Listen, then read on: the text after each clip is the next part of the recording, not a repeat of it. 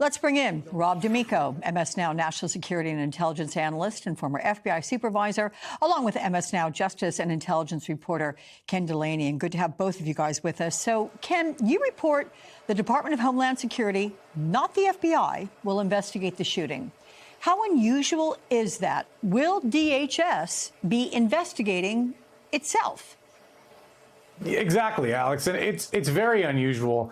It's not just that DHS will be investigating itself, because the FBI sometimes investigates itself when the FBI investigates FBI-related shootings. But the FBI is the law enforcement agency that we rely on in this country to investigate officer-involved shootings. They do it usually in concert with the Justice Department's Civil Rights Division. None of that is happening here, and it remains to be seen even who within DHS is even conducting this investigation. They don't have the expertise in these kinds of investigations. They would investigate officer-involved shootings of their own agencies to see if they adhered to policy, but not this question of did they violate the civil rights of the person who was killed here. And let me just add, speaking to David's point that local officials are contemplating bringing criminal charges, they can do that. There's precedent for that, but there will be a court fight over that because the Supremacy Clause of the Constitution prohibits that from happening if it's deemed that these officers were acting within the scope of their duty as federal agents. Of course, that will be a court fight. The state may argue that that can't be the case here because essentially they acted so grossly negligently that they weren't acting as law enforcement officers. And there's precedent for that argument being made, and that would go up to a judge and then it would go up to an appeals court. So it's a long way off from charges being filed. But one thing is pretty clear is that judging by the previous shooting, the Renee Good case, this administration has no appetite for holding these officers accountable and even asking the question, did they violate the civil rights of the people they are killing? Well, here's another issue, Rob, because a judge granted a request by Minnesota's Bureau of Criminal Apprehension blocking the Trump administration from destroying evidence. This after BCA obtained a warrant to guarantee their access to the crime scene, and they were still blocked by federal authorities. DHS denies any claims that they would destroy evidence, but what are the risks when you lose cooperation between state and federal law enforcement? It's unheard of, and it's unheard of that the federal government has to have a court tell them to retain evidence that's not touched.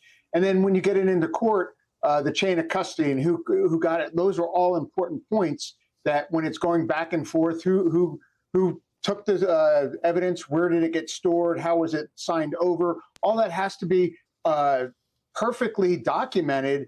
And now you have this thing going on that they don't know. I think that even without physical evidence, I think the states and locals can get an indictment with just the video. I think the video is that blatant on what happened that some of the physical evidence at this point doesn't need to be in there to get an indictment. So, Ken, is there a lack of trust developing between law enforcement agencies? Is DHS at the epicenter of the distrust? And I ask this because we just got a statement from DHS very quickly. It reads, in part, any claim the federal government would destroy evidence is a ridiculous attempt to divide the American people and distract, and it goes on to continue. So they're saying, yeah, we're not destroying evidence.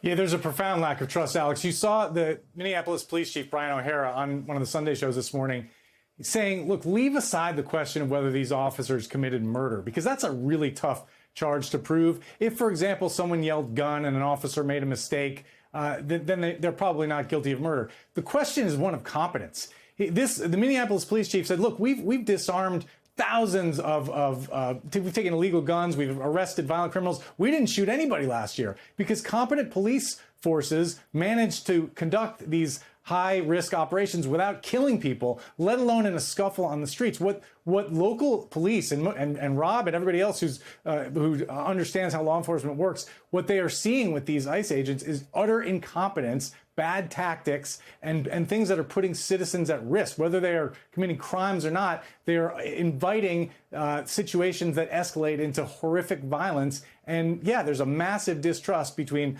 local police. They're not saying that ICE shouldn't enforce immigration laws. I think the chief also said that at a news conference the other day. He's fine with working with ICE. What he doesn't want is what we saw in that video, a scuffle that escalates into somebody being shot and killed on the street, Alex. Well, Rob, let's take a listen together to the way Border Patrol Chief Greg Bovino frames this shooting. Here it is. He brought a semi-automatic weapon to a riot, assaulted federal officers, and at some point they saw that weapon. So I do believe the secretary is 100% spot on in what she said. Why would you bring a weapon and assault a federal officer if you did not have intent to harm or delay or obstruct that federal officer with a weapon? Okay, and now I want to show you this new video from the shooting. It is a warning to all of our viewers. This may be disturbing. Take a look.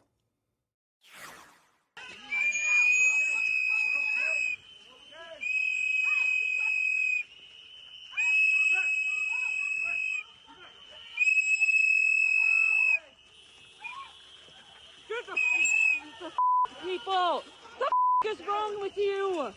Honestly.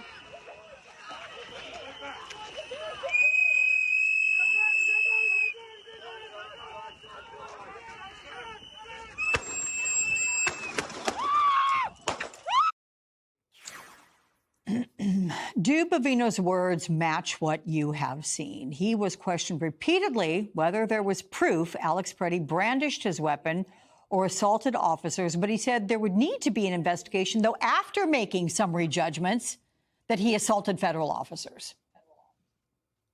There's not one part in that video where he assaults a federal officer. He gets in between a federal officer and the woman that was pushed down. I think that agent might have assaulted that woman because she was backing away at the time.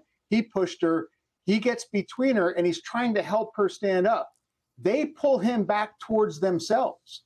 He is not going towards them. At no point does he, when he faces them, his arm is up. He's trying to protect himself from the capstone that's being sprayed. At no point does he actually assault a federal officer. I'm insulted. I'm horrified that these people are getting up and saying what they're saying, because if you look at the video, it is a flat out lie. And they are lying to the public. They're lying to me. And anyone who sits there and tries to justify that, I think we are at a very dangerous place that they can tell us what they're saying happened. And we are looking at video knowing that is absolutely 100% not happening from what we can see. And the fact that they said he brandished a weapon that was in the Border Patrol Association report. He did not go for his weapon. He didn't have it in his hand. Again, as Ken said, if someone yelled gun and someone fired accidentally, that is a big difference. But what we're seeing go on is not that, and they're just lying and then saying, oh, yeah, we'll come to an investigation. Well, you've already come to that investigation in your own head. So, Ken, Bovino claims that Alex Preddy wanted to, quote, massacre law enforcement. Again, Preddy did have a gun on him. Concealed carry is legal in Minnesota, but the video so far, to Rob's point, they've not shown him brandishing it or threatening officers. And it appears the gun was confiscated from his backside waistband before he was shot. So if DHS continues defending the shooting with the argument that he was armed, what are the Second Amendment implications there? It's a great question, Alex. And what's so interesting is you're already seeing some prominent Second Amendment activists, like, for example, Dana Loesch, who used to be with the National Rifle Association, on social media saying, wait a second, you're saying that just because he had a gun, you had a right to shoot him? I mean, those people have been campaigning for decades against that idea. I might think, and you might think, it's inadvisable to be carrying a loaded weapon and confronting armed ICE agents. I wouldn't do that. I would tell my children not to do that. Nonetheless, these Second Amendment activists have been saying that it's okay. Remember, Kyle Rittenhouse carried a rifle to a protest and shot somebody. And they defended him. And so, and those people are part of the MAGA movement. So you're seeing a really interesting discordant note here. And it'll be interesting to see in the coming days how much traction this argument gets, because what these Trump administration officials are saying is he had a gun and therefore that makes him guilty. And as Rob said, there's not a scintilla of evidence that he touched that gun or removed it from his holster or threatened the officers in any way with it. So you're putting your finger right on a really interesting part of this, Alex. Okay. Well, I'm glad, Rob and Ken, to have you guys starting off this coverage today. You're both terrific. Thank you so much.